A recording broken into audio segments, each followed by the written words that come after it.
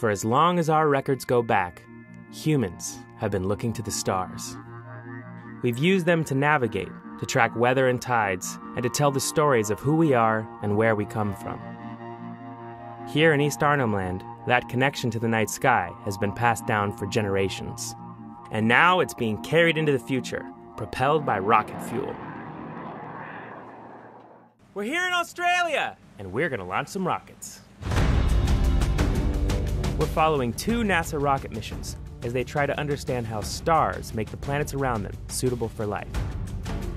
I'm Miles Hatfield, and in this episode, we're talking about living with the stars.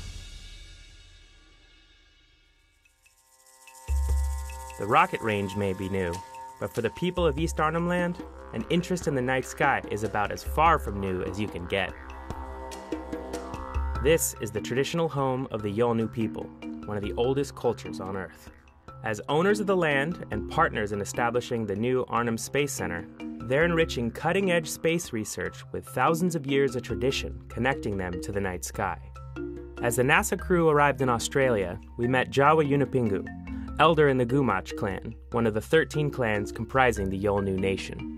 Jawa is also chairman of the Gumatj Corporation, which represents the interests of the Gumatj people in political and economic affairs. He invited us back to Gumatj Corporation headquarters, where we spoke with him and Klaus Helms to learn more about his clan and their long history with the stars. We talk about the stars and how important they are to the Yolngu people culturally.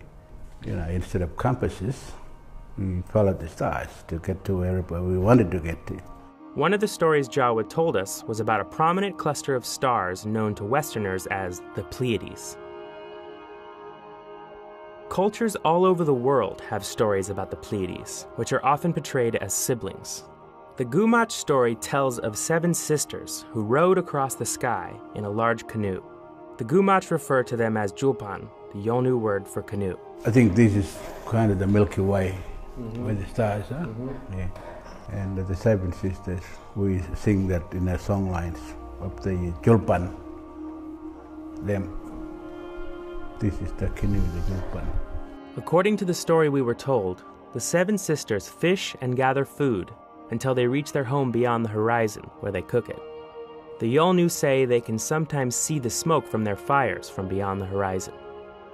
In the stories, they look down and look over the country as well as the people that they were once. Learning these stories was a critical part of Jawa's upbringing and a tradition he hopes to uphold for the next generation. Whether it's from a painting like this, whether it's stories that were handed down from generation, because that's how it happened back in the days. Everything was passed on.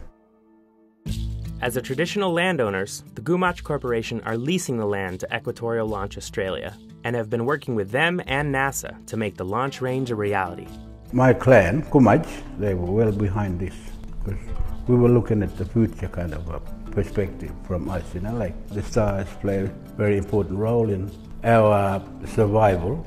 The Gumatj board selected Klaus Helms to join them in 2011, and for the past few years, he's been deeply involved in the project. We had many meetings with NASA people to see if it was even possible. When Scott first got here, we were walking through the bush with the compass, through all those trees, and he was trying to visualise, could it be done? And, we just had to assure him that, yeah, we can do it, we'll do it. And, the next time he came, it was all cleared. So, that was a sort of like a breather for him to think, oh, God, we've got a site. In a few short days, that site will be put to its first test as it propels a rocket into the night sky for an even clearer view of the stars. But there's one star you can never see at night. I'll give you a hint. Today, it continues to grow our food, light our way, and keep us warm. That's not food. That's right, our sun.